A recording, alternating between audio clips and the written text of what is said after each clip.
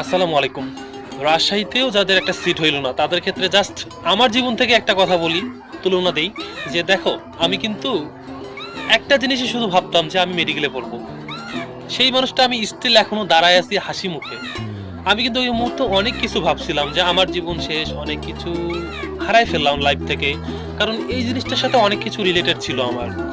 ব্যক্তিগতভাবে আমার মেডিকেলের প্রতি অতটা কোনো ইন্টারেস্ট ছিল না, কিন্তু হয়ে গেছে পরবর্তীতে। ওই যে বলে না যে লাভ সাইট, একটা মানুষ মানুষের প্রতি যতটা ভালোবাসা থাকে তার থেকেও বেশি ভালোবাসা ছিল মেডিকেলের প্রতি। কিন্তু সেই মানুষটা আমি এখনো স্টিল দাঁড়াই। হয়তো আমার কপালে ছিল না, ওই সিচুয়েশনটা আমি মেনটেন করতে পারিনি, কিন্তু দেখো একটা পর্যায় পর আমি এখনো দাঁড়া হয়ে আছি। আসি তো, বেঁচে আসি তো, জীবন তো চালাইতে হবে। এখন অনেকে ভাববে যে জ্ঞান দিচ্ছেন, ভাই জ্ঞান দিচ্ছেন, আপনি তো একটা জায়গায় গেছেন, তাও এটা করতে পারেন ওইটা করতে পারেন। এখন আমি এতটুকু বলবো যে জীবনে যা আছে হবেই।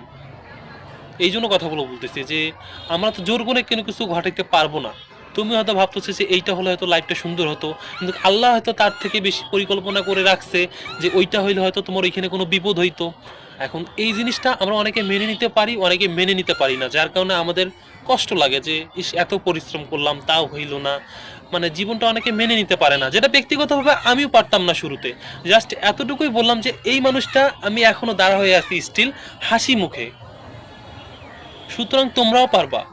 হয়তো ফার্স্ট টাইম হয়নি, পরের বার হবে। পরের বার না হলে আল্লাহ যেখানে রাখছে, হয়তো তুমি ন্যাশনাল থেকে ভালো কিছু করবা। কিন্তু তুমি যদি থেমে থাকো, ধরো তুমি টিকিট কাটতেছো, তুমি যদি ভাবো যে এত বড় লাইন, এই টিকিট এই কেমনে কাটবো, কিন্তু তুমি যদি ওইখান থেকে একটু ধৈর্য হারা হয়ে ব্যাক করো যে না টিকিট কাটবই না, তোমার লাইফটা ওখানে শেষ।